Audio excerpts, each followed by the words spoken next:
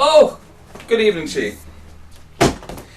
Well, I suppose you've come here for some geography tips.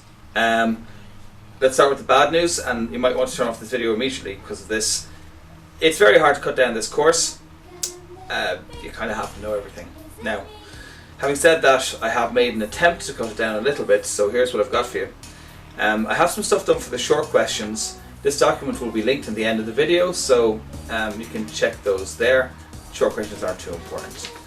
So starting with the ordinary level of the long questions, for physical geography, that section, you'd be well off knowing how to do the OS map sketch, river landforms, how humans interact with river processes, tectonics, earthquakes and the rock cycle. They're the most likely ones to come up there.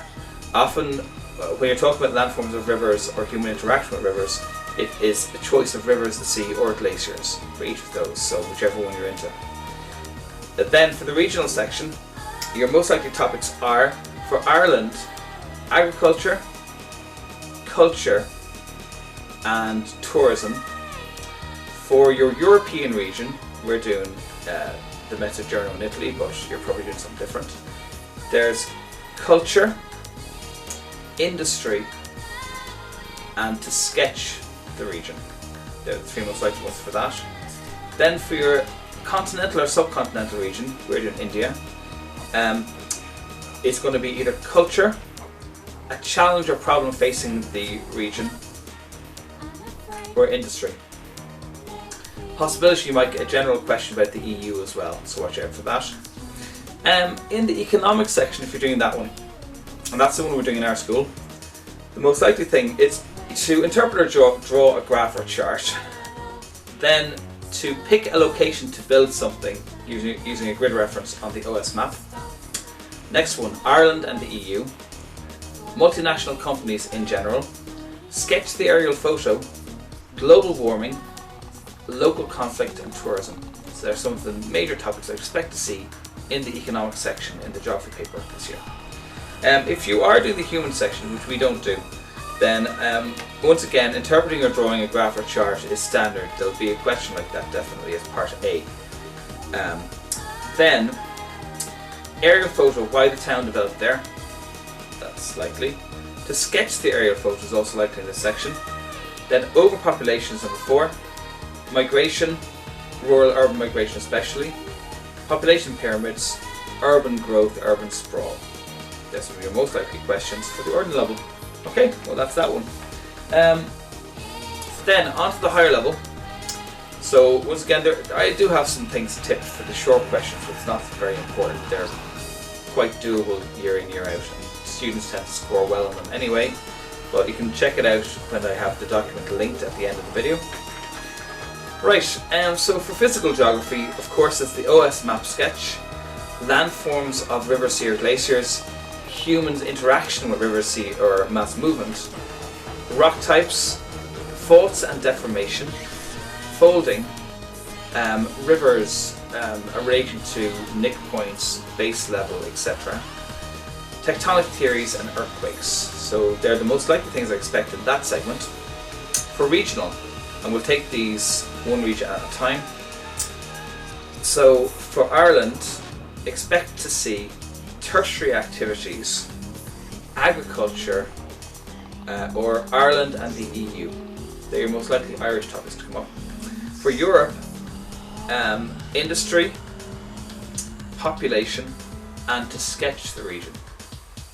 Then for continental or subcontinental, expect agriculture, a challenge or problem facing that region, or population. A few other general topics that could come up is to interpret a graph or chart. What else is there? Oh yeah, the concept of a region could come up. Yeah, that's it. Okay, so for economic geography, your most likely topics are number 1, to draw or interpret a chart or graph. Number 2, Ireland and the EU. 3, location of manufacturing industry. 4, environmental concerns.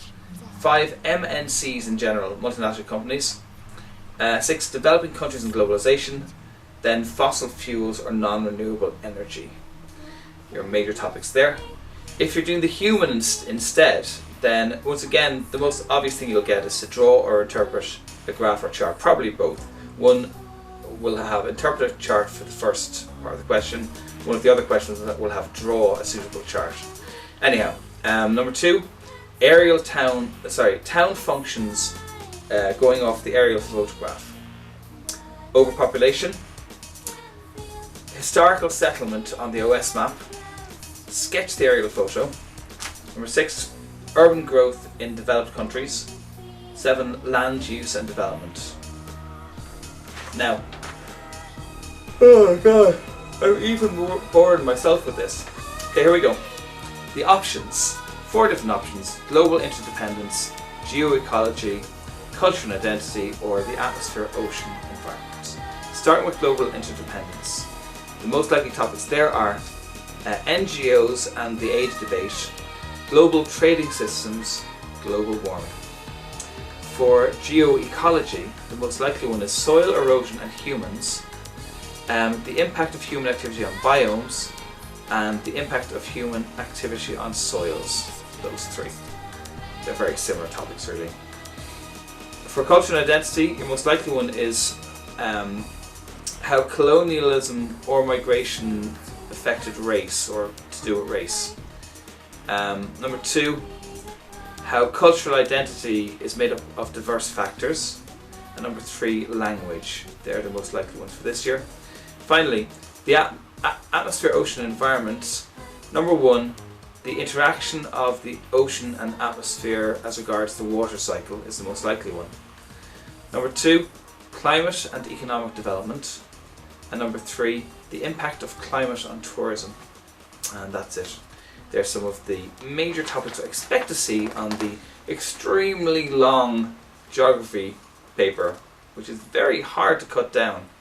But sure, there's a stab at it anyway. Good luck in the geography exam. Enjoy!